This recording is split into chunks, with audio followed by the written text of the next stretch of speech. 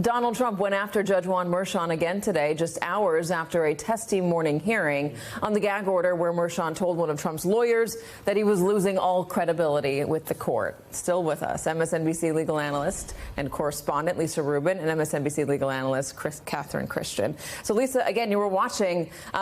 Bring us into the courtroom during that moment. Why did Judge Merchan tell Todd Blanche that he was losing all credibility with the court? Because Todd Blanche was essentially making the argument, Katie, that he didn't have any case law for the proposition that when Trump reposts other people's words, that he wasn't violating the gag order. What Todd Blanche argued was, Your Honor, I don't have any case law, but it's just common sense. And that's when Merchan sort of exploded on him and said, Mr. Blanche, you are losing all credibility with the court. This is a judge who lives and breathes the law. He wants to see evidence and legal citations at all times. And so what he was essentially asking Blanche to do was direct me, for example, to posts that your client was responding to. If you tell me that your client was responding to political attacks on him, direct me to the post that he's actually responding to. He asked Blanche to do that 8 or 9 times. Blanche could not. They then moved on to a series of reposts because the Trump argument was reposts are not making a statement. They're not directing others to make a statement.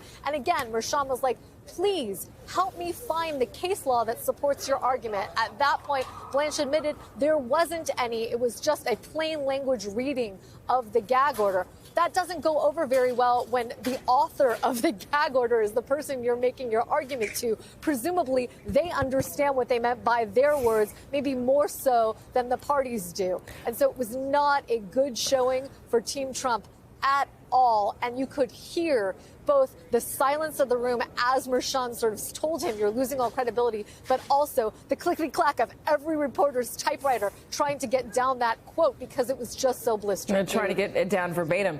Let me ask you about the prosecution and why they are saying this is so important to punish Donald Trump in some way, why it's now, what the immediacy of it. What happened with the jury and one juror in particular?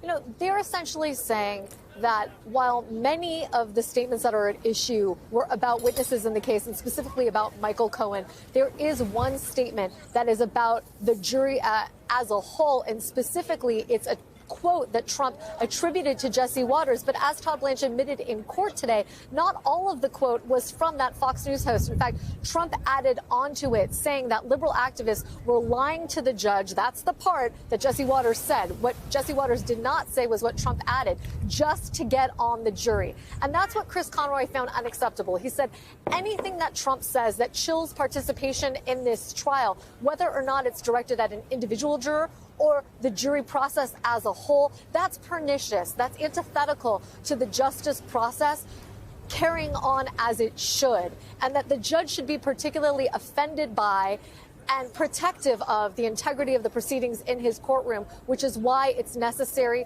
to find Trump now and hold him in criminal contempt, even though at this stage they're not seeking any penalty in terms of jail time for Isn't him. it partially, though, because there's one juror that asked to be excused? They felt that their personal information was identifiable, that they were identified by people that they know.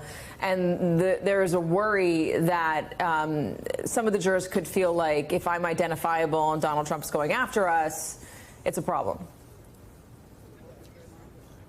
Yeah, I think that's absolutely true. Look, Judge Merchan has cracked down on the press in terms of what we are permitted to report. I think he realized after the first couple of days of jury selection that in allowing prospective jurors to talk about their current and former employers, he was also allowing them to reveal far more information about them than would be advisable in order to maintain their anonymity. So I think you'll see some of that reporting stop. But of course, the damage has already been done with respect to those who are chosen, or many of those who are chosen, many of whom were interviewed before that edict came through from the court. So between that and the way in which Trump is accusing jurors of not coming clean with the judge in order to sort of import themselves into this jury and throw the verdict in another direction, I agree with you that there is a concern that jurors are already way too concerned about their personal safety for the DA's office's liking, and therefore they want Judge Merchan to make it absolutely clear to Donald Trump that the gag order is one that he must obey, whether or not they come forward with particular violations.